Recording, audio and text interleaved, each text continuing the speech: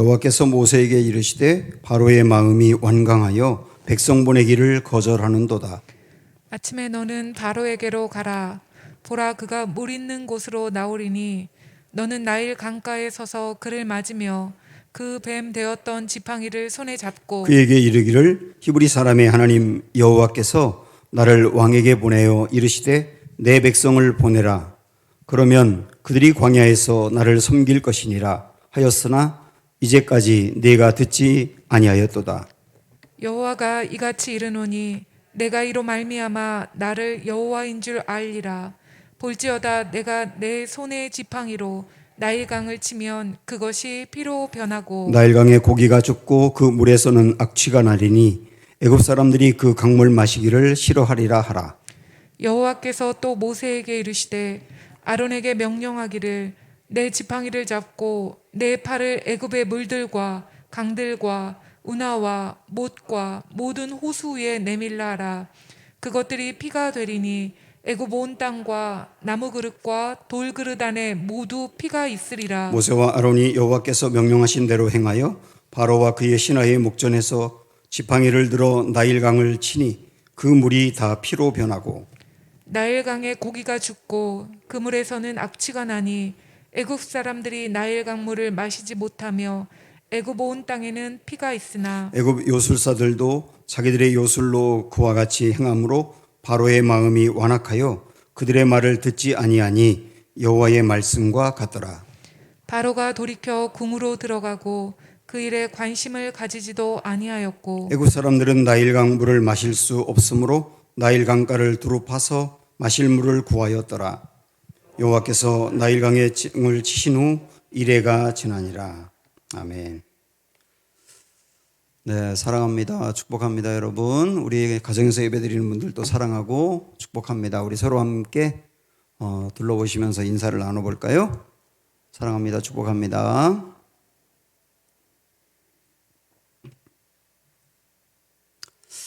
여러분, 결혼하고 처음에 신혼 때 잘 싸우죠? 왜 싸운다고 생각하세요? 왜 싸우냐면 주도권 싸움을 하는 겁니다. 이런 생각을 하는 거죠.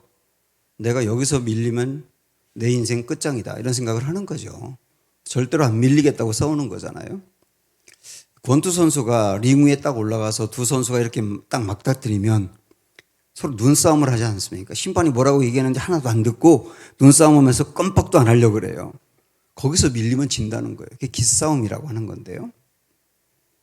또 남자들이 이제 군대 가면 장교들이 사관학교를 마치고 어린 나이에 와가지고 이제 처음 군생활을 시작하면 그때 이제 병장들이나 군생활 오래 한 사람들이 잘 말을 안 들어요. 서로 그때도 기싸움을 하는 거예요. 밀리면 끝장이라고 생각을 하는 거죠.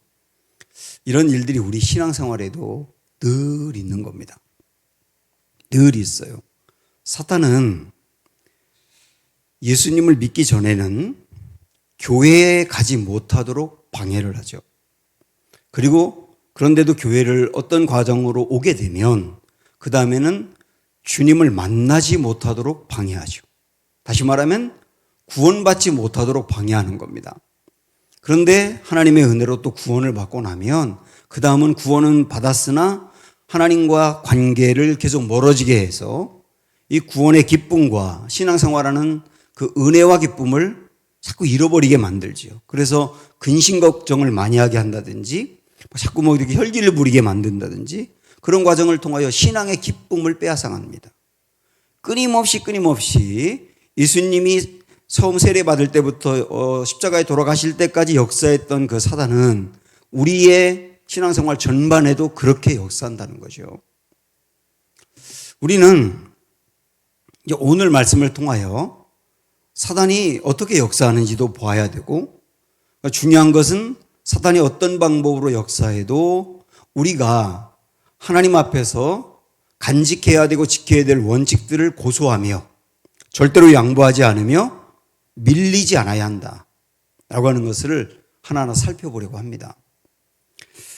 지금 우리가 보고 있는 이 출애굽기 말씀은 모세가 하나님의 명령을 받고 이제 바로에게 가서 내 백성 내놔라. 그러고 난 이후의 일들이 지금 나오고 있는데요. 이때의 바로가 아멘호텝 2세라는 사람인데, 이 사람은 젊어서 왕이 되었고, 그리고 왕이 되자마자 그 주변에 있는 여러 나라를 정복해서 애굽이 상당히 넓어지고 강건해 있을 때입니다. 상당히 성격이 완고하고 괴팍했다고 기록이 되어 있다 그러더라고요. 이 사람이 왕이 되고 2년 만에 모세를 만난 겁니다. 모세와 그 아멘호텝 2세 바로 왕 사이에 이제 서로 경쟁을 하는 거예요. 1라운드는 아멘호텝이 이겼습니다.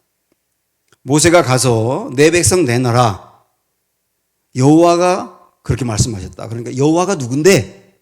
그리고서 오히려 이스라엘 백성들에게 더 가혹하게 함으로 인해서 모세가 거기서 도망 나와가지고 하나님께 불평했지 않습니까? 1라운드는 그 사람이 이겼어요. 하나님이 다시 이제 모세를 설득해서 또 가라. 내가 너와 함께 한다. 그래서 모세가 또 용기를 내서 바로 앞에 섰습니다. 바로 앞에서 지팡이를 던지니까 그 뱀이 됐어요. 그 뱀을 또 잡으면 지팡이가 되고 그런 기적을 베풀었어요. 그런데 이 바로 왕도 애굽에 있는 술객들, 술사들을 불러서 똑같은 일을 했습니다. 그러나 모세의 지팡이, 뱀이 된 지팡이가 그 술객들의 지팡이를 삼켜버렸죠. 그래서 여호와 하나님의 능력이 더 큼을 그것을 통하여 보여준 것이죠. 그리고 나서도 이 바로는 그 일 하나가 있었다고 해서 손들 사람이 아니에요. 아주 완고하거든요. 그래서 그 다음에 결국은 이제 10가지 재앙으로 점점 바로가 손을 들게 됩니다. 우리는 오늘 이 말씀은 7장부터 11장까지 10가지 재앙 전체를 오늘 아우르고 12장까지도 보겠는데요. 그 중에서 오늘 우리 읽은 말씀은 첫 번째 재앙만 읽었지만 전체를 다 보도록 하겠습니다. 자, 여기서 이제 우리가 아주 중요하게 일단 생각을 하고 가야 될 게 뭐냐면 모세가 바로에게 가서 요구한 것이 3가지가 있어요. 요거 한번 기억해 보세요. 3가지 요구를 했는데 첫째가 뭐냐면 내 백성들을 데리고 사흘길쯤 광야로 가서 제사를 드려야 되겠다. 첫 번째입니다. 사흘길 정도면 꽤나 멀리 간다는 거죠. 거기로 가서 제사를 드리겠다라고 하는 게 첫 번째였고, 두 번째는 뭐냐면 우리만이 아니고 우리의 아이들도 함께 데리고 가서 제사를 드려야 되겠다라고 하는 거였고요. 그리고 세 번째는 우리만이 아니라 우리의 자녀들만이 아니라 집에서 기르는 가축들도 데리고 가겠다. 이렇게 이야기를 했습니다. 결국 그렇게 다 도망가겠다는 거죠.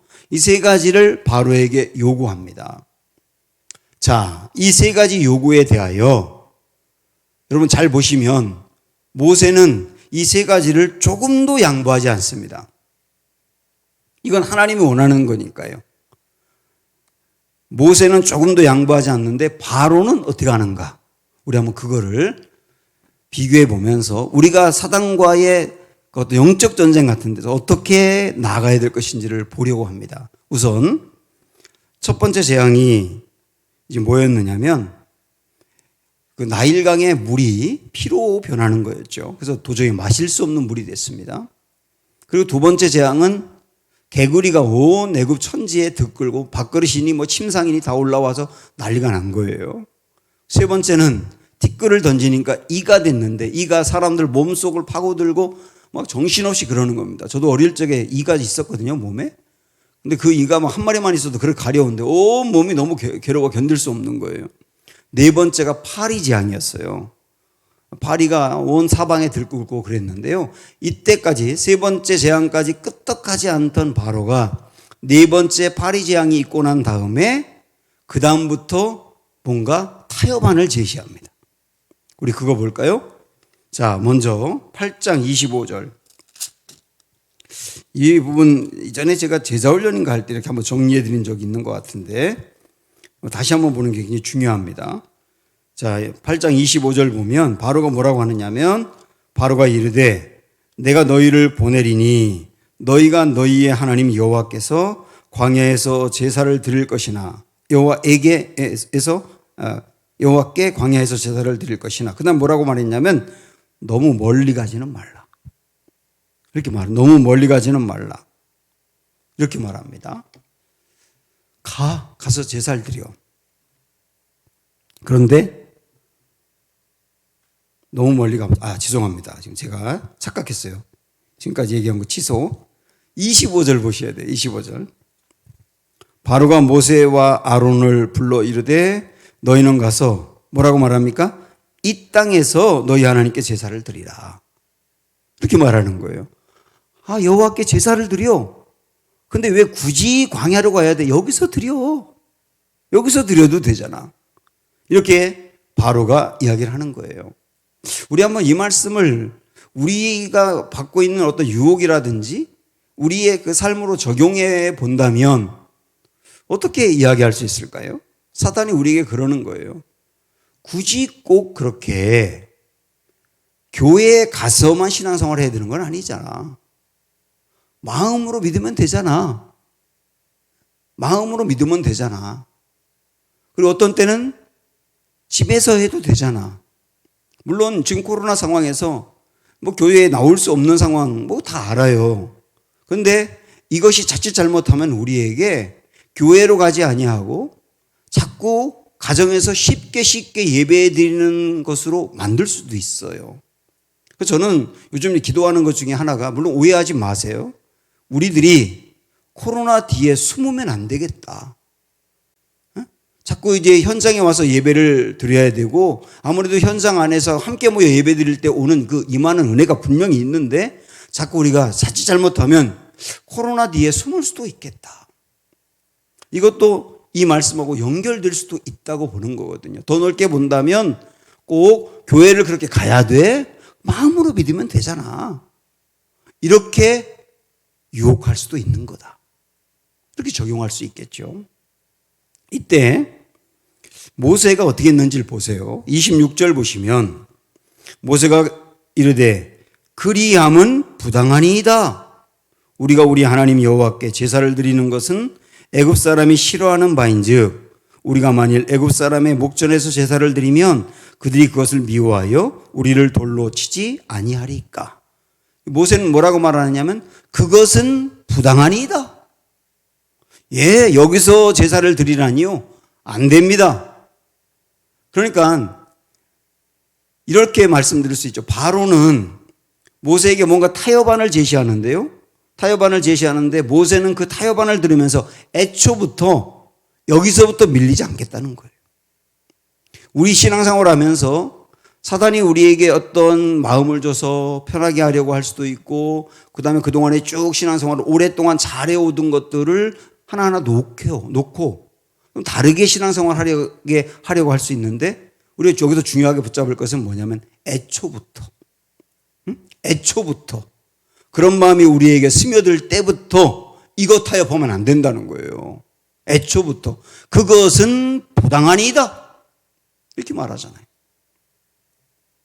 자, 이렇게 해서 밀리지 않고 이겨냈습니다.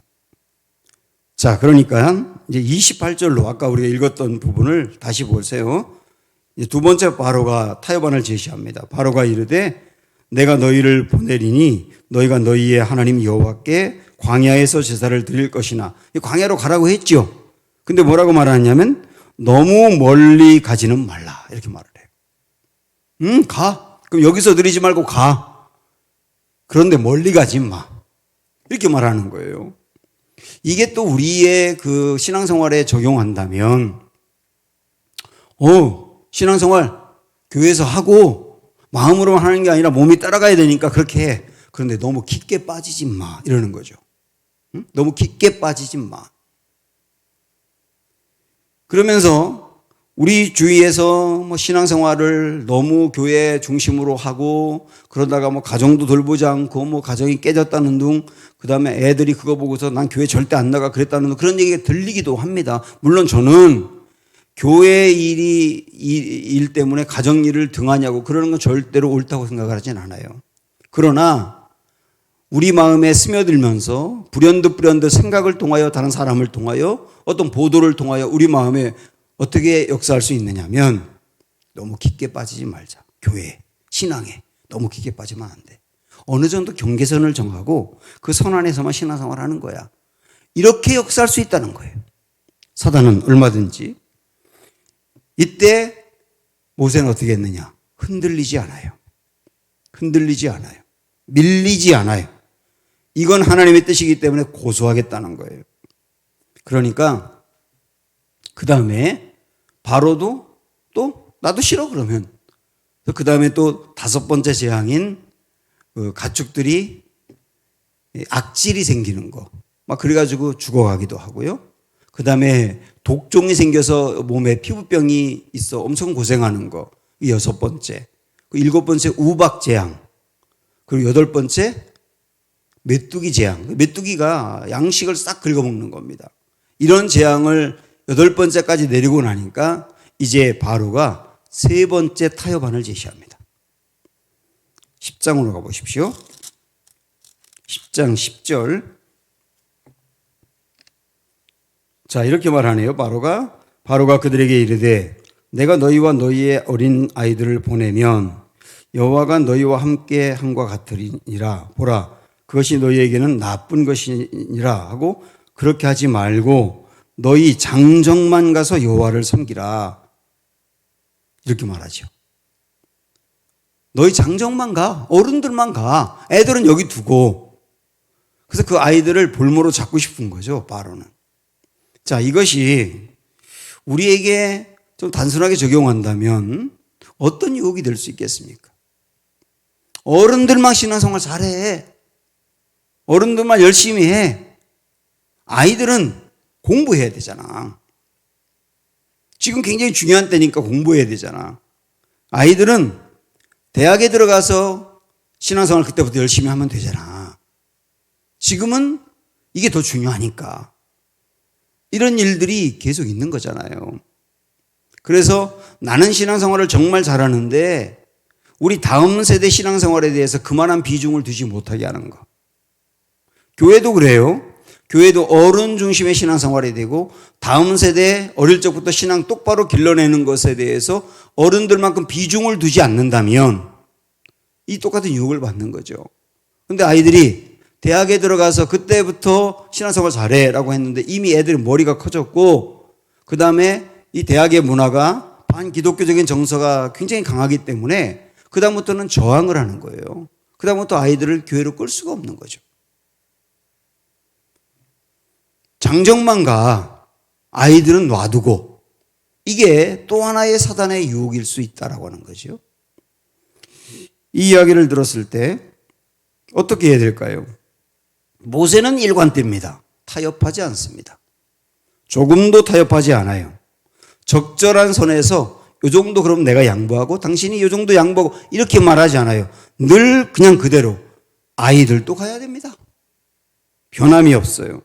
원칙에서 조금도 밀리지 않고 입장을 고수하는 거예요. 이제 9번째 재앙이 또 나옵니다. 그게 온 세상이 완전히 흑암 가운데 있어가지고 빛이 하나도 없는 거예요. 사람이 미쳐 돌아가는 거죠. 이 일이 있고 난 다음에 바로가 4번째 타협안을 제시합니다. 10장 24절 보십시오. 바로가 모세를 불러서 이르되 너희는 가서 여호와를 섬기되 너희의 양과 소는 머물러 두고 너희 어린 것들은 너희와 함께 갈지니라. 4번째 말하는 게 뭐냐면 그래 그러면 아이들도 데려가. 그런데 양과 소, 염소, 가축들은 두고 가. 이렇게 말하는 거예요. 근데 지금 이스라엘 백성들에게 가축들은 뭐냐면 재산입니다. 재산이라고요. 왜냐하면 그들은 목축업을 했으니까. 가축 자체가 그냥 재산이지 않습니까? 재산은 두고 가라고 말하는 거죠. 이것을 오늘날 또 적용을 한다면 어떤 신앙생활에 있어서 물질에 대해서 시험에 들게 하는 거예요. 물질에 대해서 시험에 들게 하고 주님께 바치는 거에 대해서 마음을 닫게 만드는 거죠. 그래서 물질 때문에 신앙생활이 어려워지고 물질 때문에 설교가 안 들어오고 물질 때문에 그래서 결국은 신앙이 멀어지고 이런 일들이 있는데 이게 마지막 타협안이었다는 거 여러분 아세요? 그만큼 비중이 크다라고 하는 것이죠. 이게 오늘날 우리의 유혹이 될 수 있다. 물질의 문제가 우리 신앙 전반을 흔들어 버릴 수 있다는 거예요. 역시 모세는 어떻게 했는가? 우리 한번 그 다음 읽어볼까요? 25절 26절 모세가 이르되 왕이라도 우리 하나님 여호와께 드릴 제사와 번제물을 우리에게 주어야 하겠고 우리의 가축도 우리와 함께 가고 한 마리도 남길 수 없으니 이는 우리가 그 중에서 가져다가 우리 하나님 여호와를 섬길 것임이며 또 우리가 거기에 이르기까지는 어떤 것으로 여호와를 섬길지 알지 못함이니이다. 바로에게 이렇게 말하는 겁니다. 왕이요, 왕도 신에게 제사를 드릴 때 빈손으로 갑니까?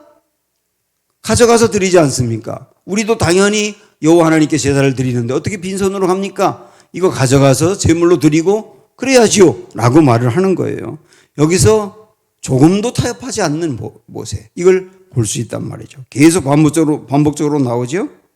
그러니까 이제 마지막 여기도 말을 듣지 않으니까 이제 10번째 재앙인 장자가 죽는 일이 발생하게 되는 거예요.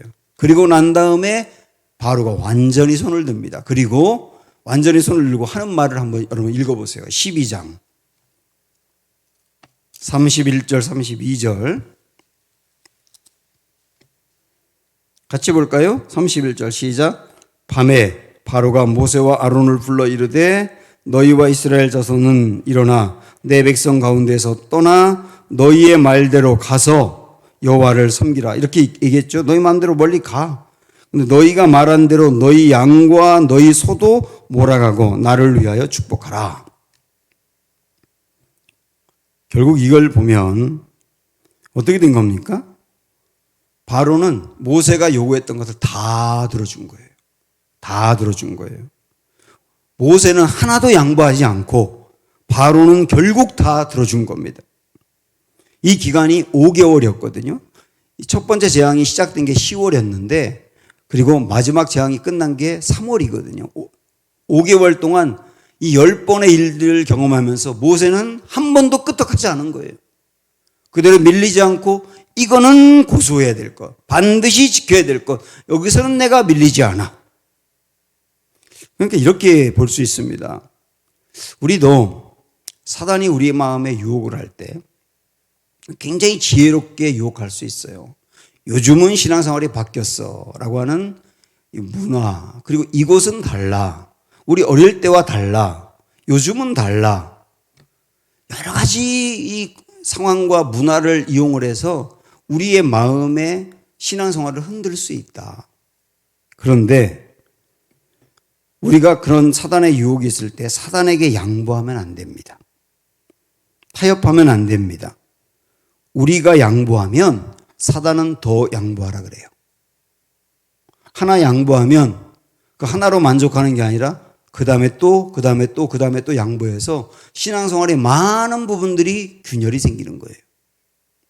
그런데 모세가 하나도 양보하지 않으니까 결국은 하나하나 사단이 양보하지 않습니까? 바로가 양보하지 않습니까? 결국은 바로가 손을 들지 않습니까? 이 말씀들을 우리가 보면서 이 5가지의 그 바로가 제시하는 타협안, 이게 오늘날 우리가 신앙생활하면서 겪을 수 있는 유혹들이라고 생각할 때 우리 이렇게 적용해도 괜찮을 것 같아요. 지금 나는 이 5가지 중에 어디에 자꾸 걸려 있느냐라고 하는 거예요. 어디에 걸려서 자꾸 내가 타협해 가고 오히려 내가 양보해 가고 있느냐. 그런데 생각을 해 보십시오. 이전에 내가 어떤 부분에 양보를 했는데 그 양보 하나로 끝났던가. 그 다음엔 또 하나, 그 다음에 또 하나, 그 다음에 또 하나. 많이 양보하다 보니까 내 신앙생활이 너무나 달라지지 않았습니까? 그것을 생각해 봐야 된다. 그래서 오늘 말씀의 제목처럼 밀리면 끝장이다. 단단히 마음을 먹고 우리 신앙생활, 우리 옛날에 이렇게 했는데 그 옛날에 신앙생활한 것이 오늘날 나에게 무슨 의미가 있어요? 지금 내가 어떻게 신앙생활을 하냐가 중요한 것이죠. 밀리면 끝장이다. 이런 마음으로 다짐으로 붙을 필요가 있는 거예요. 이 말씀. 이 말씀을 우리도 모세처럼 밀리지 말자. 우리도 모세처럼 양보하지 말자. 그리고 승리하자. 이렇게 적용할 수 있는데 여기서 놓치면 안 되는 게 뭐냐면 하나님은 모세를 바로에게 보내서 10가지 재앙 속에서도 흔들리지 않고 올곧게 중심을 지키고 나아가게 하기까지는 먼저 강력하게 무장시킨 게 있어요. 그게 뭐냐면 내가 여호와 하나님이다. 내가 여호와 하나님이다. 계속 처음 만났을 때부터 우리 여러 번 봤지 않습니까? 하나님이 모세를 만났을 때부터 내가 여호와 하나님이야. 그리고 바로에게 보낼 때도 여호와 하나님이 보내는 거야. 또 다시 돌아왔을 때도 여호와 하나님이 너와 함께 해. 그리고 자꾸 모세가 바로가 말을 듣지 않고 또 어기고 어길 때에도 계속 하나님이 강조한 게 뭐냐면 여호와 하나님인 걸 알게 될 거야. 또 분명히 저 사람들이 여호와 하나님인 걸 알게 될 거야. 하나님은 일관되게 말씀한 게 뭐냐면 우리 그거 여러 번 봤잖아요. 너 할 수 있어. 너 자신감을 가져. 이런 게 아니라 여호와 하나님이야. 여호와 하나님이 보내는 거야. 그 여호와 하나님 뭐예요? 약속을 지키는 하나님, 만왕의 왕. 왕이 너를 보내는 거야. 이거 간직하면 승리할 수 있어. 이렇게 말씀하시는 거거든요. 우리도 어떤 사단의 유혹들이 반복적으로 다양한 형태로 올 수가 있는데 그때 우리가 이길 수 있는 가장 중요한 무기가 내 주님이 왕이시라는 거예요. 내 주님이 왕이시다. 그래서 옳다는 것이요. 이것을 명확하게 보여주기 위해서 10가지 재앙의 그 내용이 있었던 겁니다. 우리는 10가지 재앙을 보면서 이 10가지 재앙이 뭐 나일강이 피로 물들고 뭐 이가 나타나고 개구리가 나타나고 하는 게 그냥 있을 수 있는 재앙이기 때문에 그거를 선택했다라고 생각할지 모르지만 그렇지 않아요. 이 10가지 재앙은 애굽 사람들이 믿던 신과 밀접하게 연관됩니다. 애굽 사람들은 5만 가지를 다 믿었거든요. 물론 여기 10가지만 믿은 게 절대 아닙니다. 이보다 훨씬 많은데 이 10가지는 애굽 사람들이 주로 믿고 섬기는 신과 연관된다고요. 그래서 먼저 말씀을 드리면 하나님은 애굽 사람들이 강력하게 믿고 의지하고 자기들에게 복을 줄 거라고 믿고 있는 신들을 이용하여 그 신들이 오히려 재앙이 되게 하는 거예요. 자기들을 지켜줄 것이고 자기들에게 복을 줄 거라고 생각했던 그 자기들이 믿던 신들이 재앙이 되게 했단 말이에요. 재앙이. 그게 10가지 재앙입니다. 그래서 그들은 우리에게 전혀 도움이 되지 않는 신이고 진정한 신은 여호와밖에 없다는 것을 그렇게 보여주고 싶은 거예요. 제가 이걸 찾아봤더니 10가지 재앙과 관련해서 신들이 그때 당시에 애굽 사람들이 믿던 그 신들과 연결이 되는데요. 몇 가지만 말씀드리면 첫 번째 재앙인 나일강의 물이 피로 변한 건 이런 겁니다. 나일강 자체가 그들에게 신이었어요. 신. 그래서 나일강 자체를 제사하기도 한 거예요. 이 나일강의 물 자체를 하피, 오시리스 이렇게 불러서 신으로 섬겼거든요. 두 번째, 개구리 재앙은 개구리 머리를 한 형상을 신으로 섬겼답니다. 그게 헤크트라고 한대요. 헤크트라고 하는 신을 그들이 섬겼던 거예요. 세 번째, 이 재앙. 땅과 사막의 신이라고 하는 셋이라고 하는 신을 섬기는 거예요. 이렇게 쭉 나가다 보니까 뭐 9번째 재앙에서는 어둠이 임했다 그랬는데 어둠은 그 태양이 빛을 발하지 못한 거죠. 이집트 사람들이 아주 거의 대부분 숭배했던 신이 라라고 하는 신이거든요. 이거 들어보셨죠? 라 신이라고. 이 태양 신입니다. 태양의 여신은 하토르라고 해서 여신인데 이 신들을 섬기면서 이 신이 빛을 주고 생명을 준다고 생각했는데 그게 재앙을 주는 거예요. 마지막 10번째, 장자의 죽음. 장자의 죽음은 사실은 바로의 아들인 왕자가 죽은 거거든요. 이 바로의 아들인 왕자는 그다음 바로가 될 사람인 거예요. 왕이 될 사람. 근데 그 왕이 될 사람이 죽은 것이죠. 근데 그들은 바로 자체를 신으로 숭배를 했어요. 그들이 숭배하는 바로가 죽은 거죠. 이런 과정들을 다 통해서 하나님은 그들이 섬기는 대상들을 동원해서 오히려 그들을 심판하는 일을 위해 사용하신다. 그것을 통하여 여호와 하나님만이 참신이며 여호와 하나님만이 진정으로 우리에게 도움이 되며 여호와 하나님이 아닌 다른 대상을 섬길 때 그 대상은 진짜 도움이 되는 게 아니라 재앙이 될 것임을 보여주는 거예요. 이거를 알고 여호와 하나님을 붙들고 나아갈 모세는 그래서 밀리지 않았던 겁니다. 자, 사랑하는 여러분, 우리 인생에 우리를 유혹하고 우리를 미혹하는 사단을 이기는 것, 더 나아가서 우리를 하나님 외에 다른 어떤 것들을 의지하고 그리고 그것의 매력을 느끼고 그것을 만족해하고 그리고 그것이 있어야만 내 인생이 행복하다고 여기며 붙들고 있는 것은 전부 다 우상이거든요. 우리 이것을 알아야 됩니다.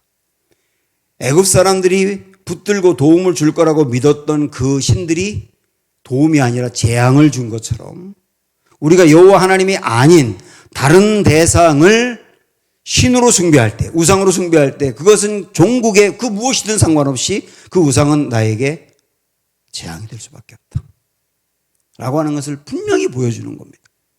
그리고 진정한 우리의 왕은 하나님밖에 없다. 그래서 내 인생의 진정한 왕이 하나님이심을 마음으로 받아들이고 그리고 내 인생의 모든 분야를 주님이 다스리게 하는 거죠. 선별적으로 내가 주님, 좋아요. 우리 가정의 물질 부분의 주인은 왕은 주님 맞아요.